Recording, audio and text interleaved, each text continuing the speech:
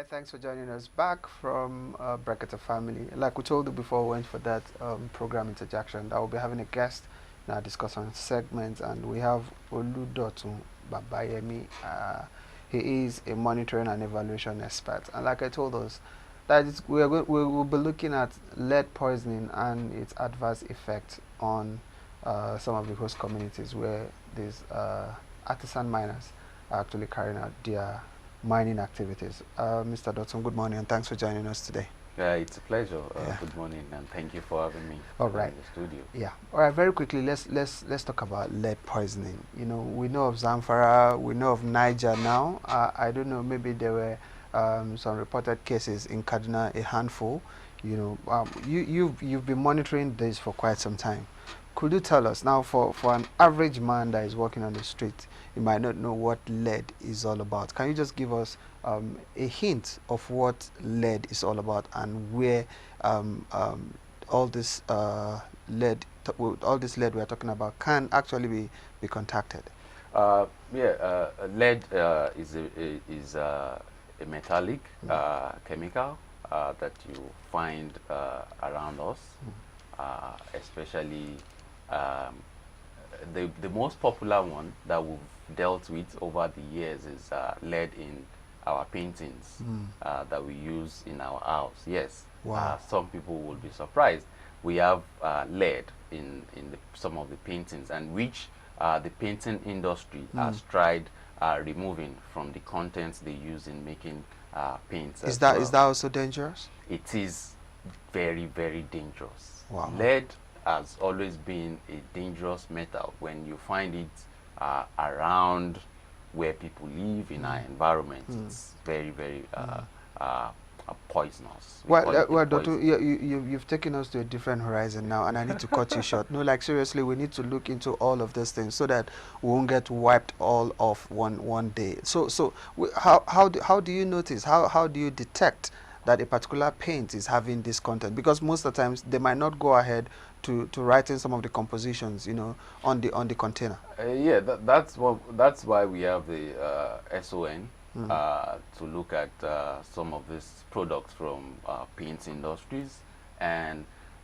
it is not now. It has been in existence for some years now, 40 to 50 years, but they've really stepped down on it, and I'm not sure we still have paint industries that still uses the lead component in some of their paintings. But having said that, it is not that we know that there are still some people that start up making paints just at the back of their yards or at the back of their house. So that's why we need to be careful when even we're trying to look at the kind of paints that we want to buy and use in our households to paint our house. Okay, looking at what has happened in Rafin local government area of Niger State, talking about the lead poisoning that has ravaged a lot of children, and considering that we haven't really recovered from the ravages of a similar incident that happened in Zamfara State in 2013, and as a people, as a nation, what is your NGO specifically out to do to ensure that, well, you give it a good fight?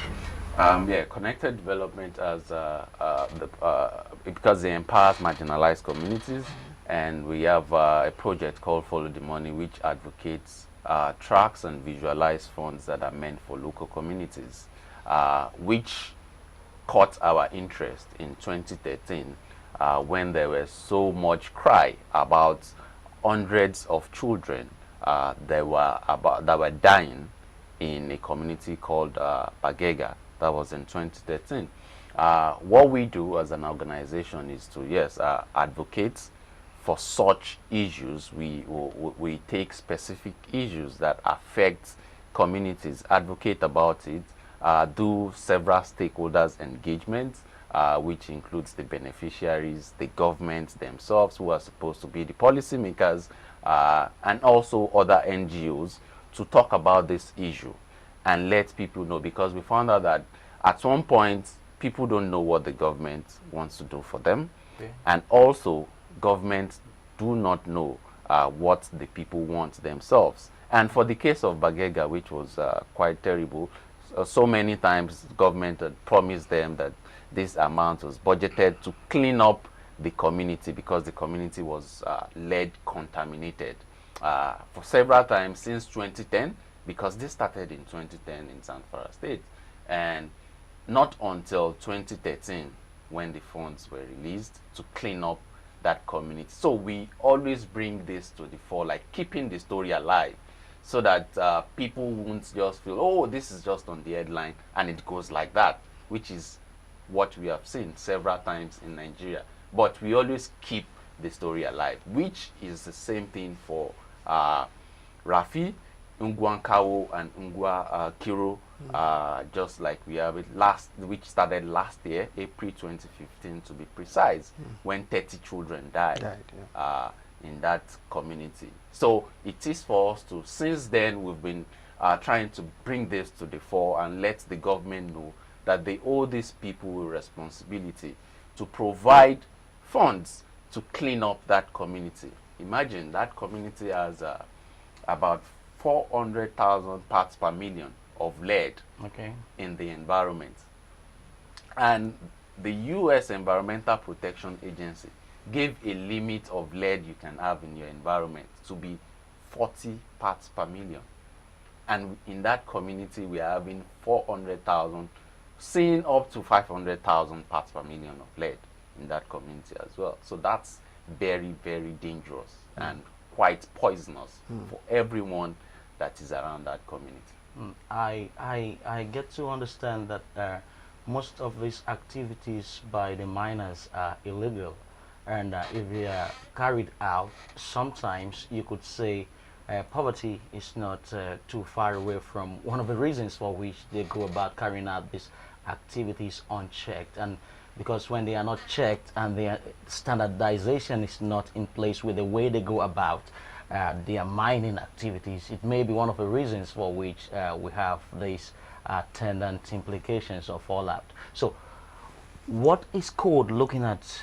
You are not really a policy maker or implementer here as it is, but there is so much we can do in terms of looking at how poverty could be checked. Are you looking that way, or is there something your organization wants to tell us they do in this regard? Well, we don't provide inputs. We can only we only amplify voices of communities like this. But there are other organizations that could, that takes that part. We have Global Rights, which is into, making sure the artisanal miners are being recognized, and so there's the policymakers recognize most of these people as illegal miners, and we would like to say something that we have all this kind of miners in other countries. It didn't start from Nigeria alone, and the gold business, according to research, is being contributed to majorly by artisanal miners. So there's a difference between illegal miners and artisanal miners. But what those countries have done is to, make sure the illegal miners are being are being organized into being artisanal miners. And those are big challenges for our government. Anyways, if you look at the level of literacy in those kind of communities, before you can say, you need a whole lot of extension services to buy them to your side, because there's also a question of trust. Do those miners, do they even trust the government for whatever they want to do? So you need lots of consistency, you need lots of plan, you need lots of extension services just to gain their trust, and make sure all the mechanism you put in place for them to mine properly are being used in the right way. We've not really seen that on the part of the policymakers, but there's still space for that. We've seen it in Zamfara field with so much promises that, these artisanal miners we would organize them, we will provide incentives for them, we'll provide machines that they can use safely for them. For the past 1 year or 2 years, the machine that was taken to Bagega has just been lying there, and it's already damaged. we were talking to the artisanal miners there, and they said it's just there. And we were there as well, and we saw that it was damaged. But so there's a little, the little NGOs can do, they have been doing. It's not as if, and there's so much space, maybe some other NGOs too can come into the space as well. Don't forget that these communities are agrarian communities. You find some of them still into agriculture, but they still face the same challenge with agriculture as the same challenge they face as illegal miners or artisanal miners.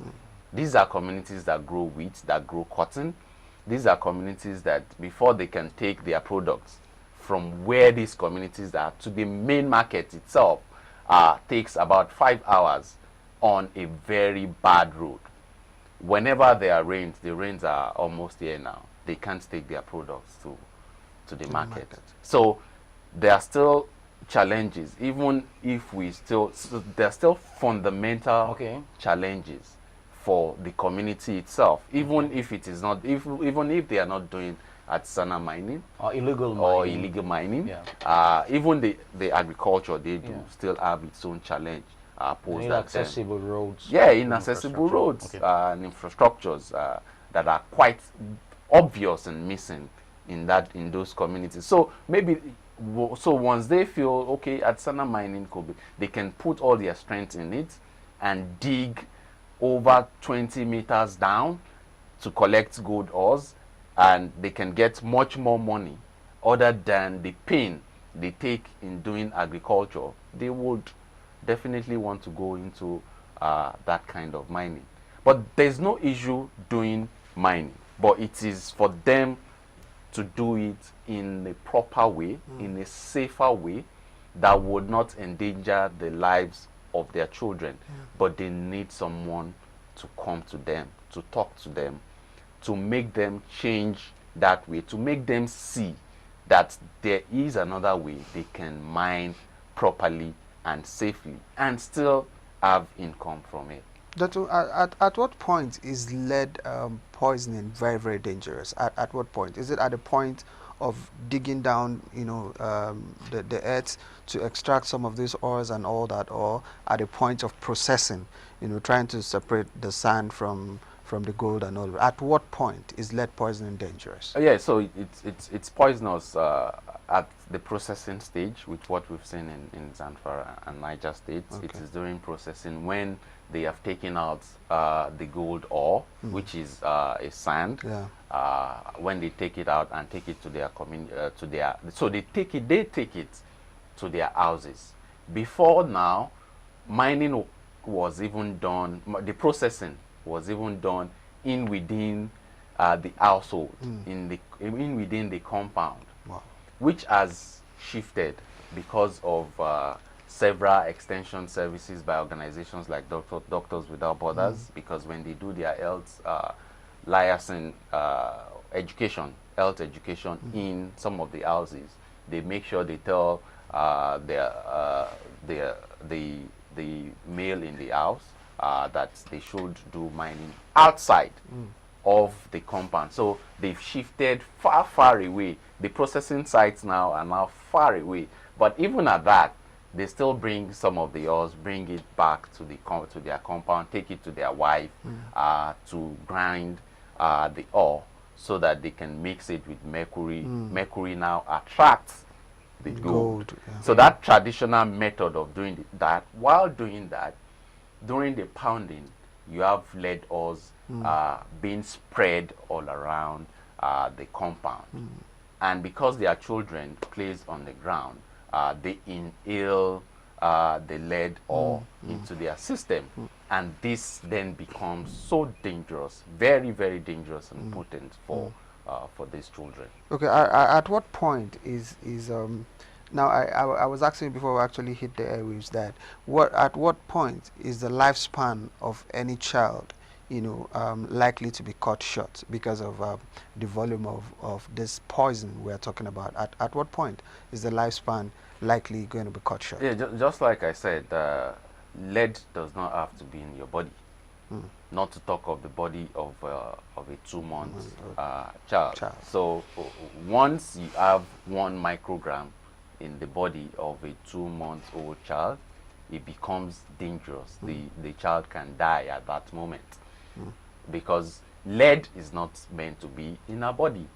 So, but in Zamfara, in Bagega, we've seen children going up to 7 years, growing up to 7 years, growing up to 8 years, and it is not certain that they will die.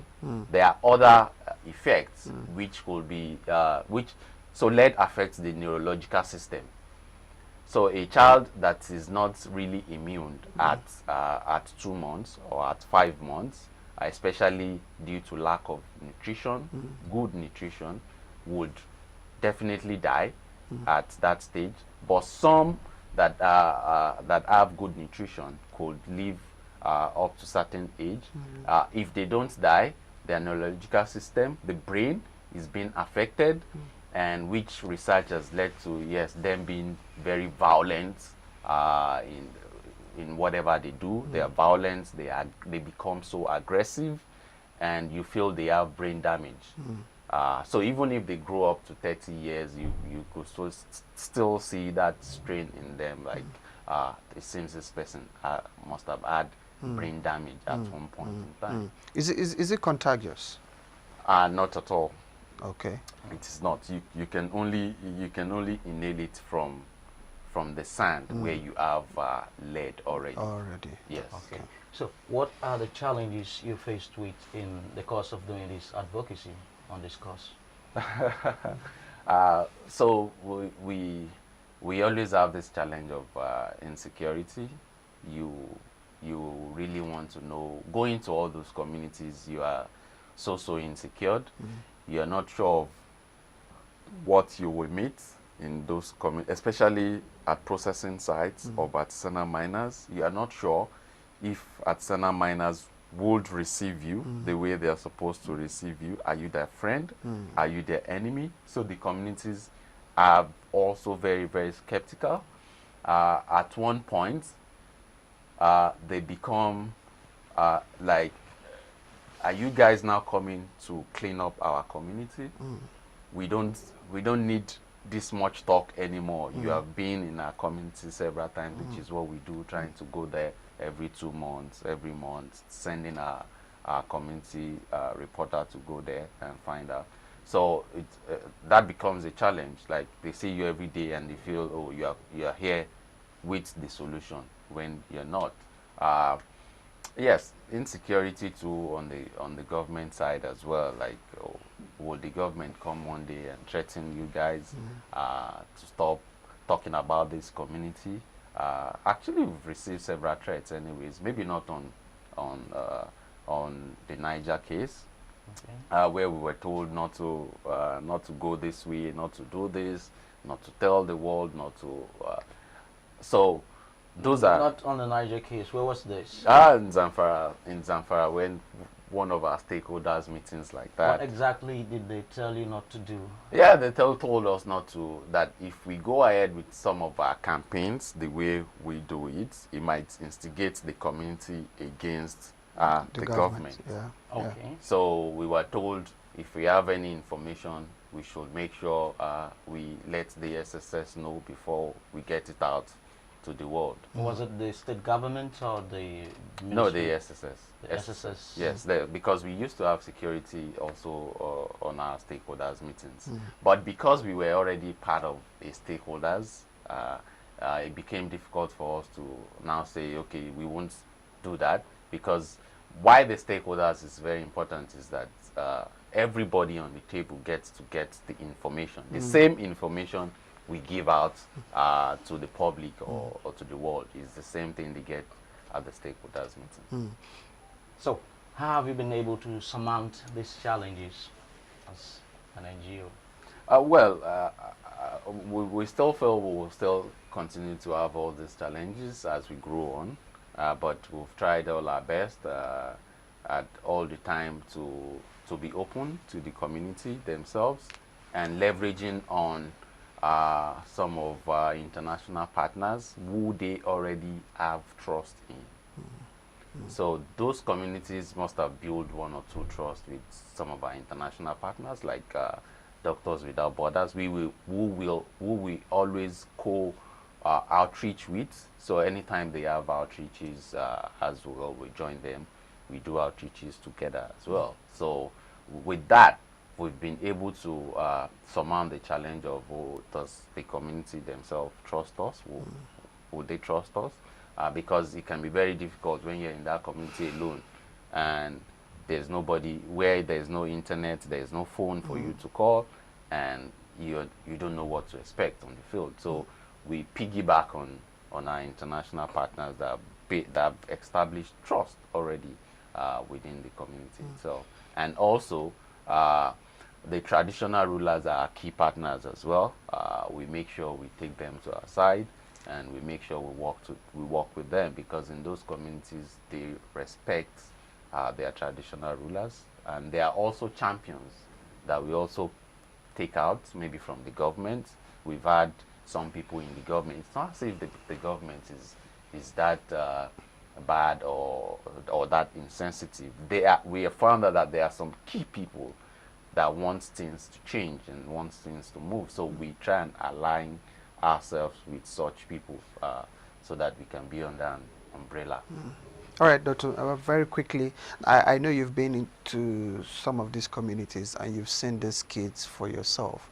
What will you say from your innermost heart? What will you say, you saw written on their faces when they were told that this is the situation they are in? What did you see written all over them? Did you see a situation whereby, oh, so maybe I'm going to die, maybe I'm not going to make it and all that? What did you see with your interaction with some of these kids who are actually affected?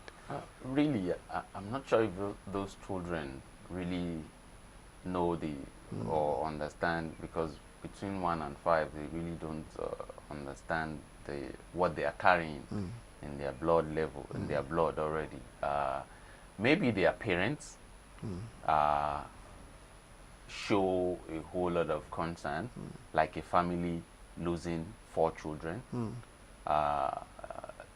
It's a very pathetic case in these communities. They are like, where will hope come from? Very sad situations in some of the compounds. In fact, Niger is still even better when you look at the way the community looks like, when you look at the parents of the affected, the victims. Zamfara was quite worse because there's a difference between children we found in Bagega, Dareta, or now in Zamfara than in Niger State. We found out that the Niger State's children and family are well brought up. They were exposed to food that have very good nutritional value than the one in Zamfara. So even when you see the child in Zamfara is like already dying, but in Niger State they are still agile. Even the ones that have been affected. It was in Niger we saw 300 micrograms. Wow. Just 2 weeks. That was 2 weeks ago. He just got admitted to the hospital, which should have passed away ordinarily. But there's a whole lot of it's a whole lot of concern from their own family and family members as well. But I think one thing keeps them going, like, oh, they still have hope,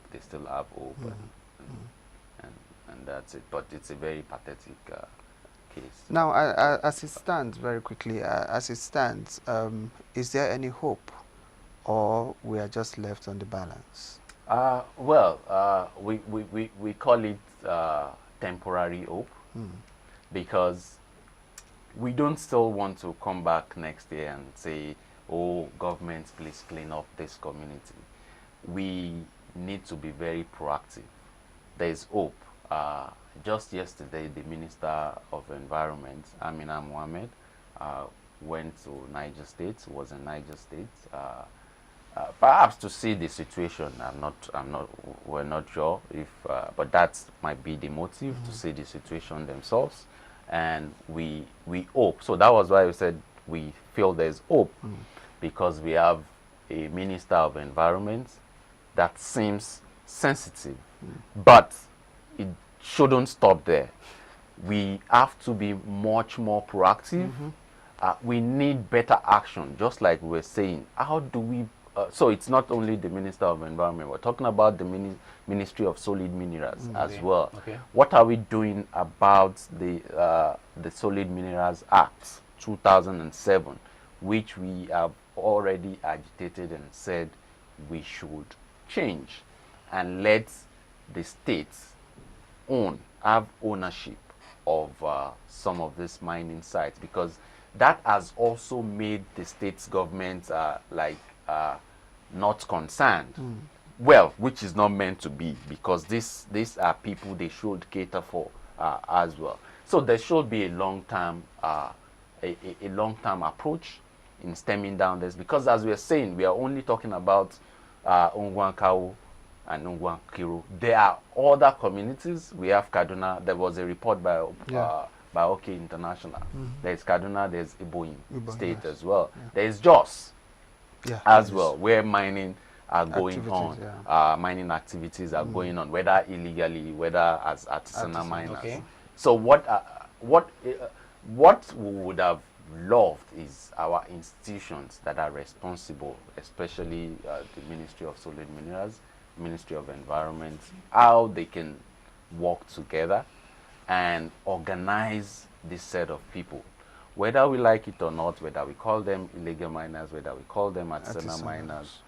There's something they can add to the economy. Now that we are even talking about diversifying the economy, this will now point to the fact and ask our institutions a very big question. Are we ready? If we say we want to diversify, it needs a whole lot of effort, which on the fundamental level, looking back years before now, we are not ready. We haven't been ready, because it will not be alone. It will be about the people that are working within those institutions that wants to change. And so, which means we need to talk about a whole lot of change system. Because in Zamfara State, afterwards, we've done all this talk, and it was said that, okay, the Ministry of Mines would be in charge of safer mining processes. Yes, they came out, they said, yes, we would have extension services to these communities, we would have conferences, we would have workshops. But today, if we go back to Zamfara State, there are some level of recontamination in some of these communities already. This is interesting for me, because I listened to the leader of the Doctors Without Borders, and Timmy, right? Yes. Was saying it happened in 2013. That's when the Senate President, Dr. Bukola Saraki, was the Senate Committee Chairman on Environment and Ecology. And Timmy did say there was effective utilization of the resources and remediation of the victims, so to speak. And they hope this time in Niger it will be the same, even as they were calling on the Senate President, But then, with what you're saying, it really never happened in Zamfara, as Tini is saying. How can we account for this? No. So it happened. So he's talking about because the funds were distributed across 3 agencies. Ministry of Environment was in charge of cleaning up the communities. That means remediation, cleaning up the lead within the communities, which was done perfectly. But the funds that went to the Ministry of, then it was called Ministry of Mines and Stills, now Ministry of Solid Minerals. Because we track the funds to the communities and trying to know, okay, what has the fund done in the community. We think it's about 200 million that was given to the Ministry of Solid Minerals, which I mentioned earlier. The machines they brought for the artisanal miners to be using was never used for once. It's going to about 2 years now. The machines are already damaged. That's a whole waste of money. The Goli machines, the crushers that were bought wasn't used. Even the housing they did for it is already collapsing. and the artisanal miners are already saying, this shouldn't have been. You brought this for us to use, but the contractor only went there, drop all the machines there, although we don't know the MOU they signed. Maybe it's just for her or him to just drop the machines there and leave. That was what happened. So there were no safer mining processes or practices, which means that the artisanal miners or illegal miners will still continue with the way they have been doing. Yeah. Remediation is only a temporary solution. Yeah. It cannot be permanent. We would not want to go 2 years from now and say, oh, we want to remediate another community. The only solution is the only solution lies within the Ministry of Solid Minerals to organize these artisanal miners or illegal miners and turn them to proper organization, form them into cooperatives, not just cooperatives on newspapers, which was what we saw in the case that I just in Bagega that I just mentioned. So also there were funds for the Ministry of Health to have a kind of knowledge transfer between Doctors Without Borders and the Ministry of Health, which at one point we didn't even get what was going on anymore. The Ministry of Health failed to come to the stakeholders meetings afterwards. The funds were released and we didn't hear anything afterwards. And that was meant for looking at a way forward and being sustainable. Because come to think of it, at one point Doctors Without Borders might leave that community or the environment. Who will be there to provide drugs, to provide services for those children, chelate the children? The Ministry of Health should have been in position, although even the work ministry, MSF is doing there. It is the Ministry of Health facilities that those children are supposed to be enjoying. But we've had, there's an organization that is doing that. What stops them from partnering with them and learning from them? Because it's an NGO, it cannot cover every space. And just like I said, we are only talking about Rafi. There are other communities who are dying in silence. Who are dying in silence. Because the way this happens is when the children are dying or something else is just happening. MSF just went for vaccination in Zambia, but they just found out that these children were just dying. Okay.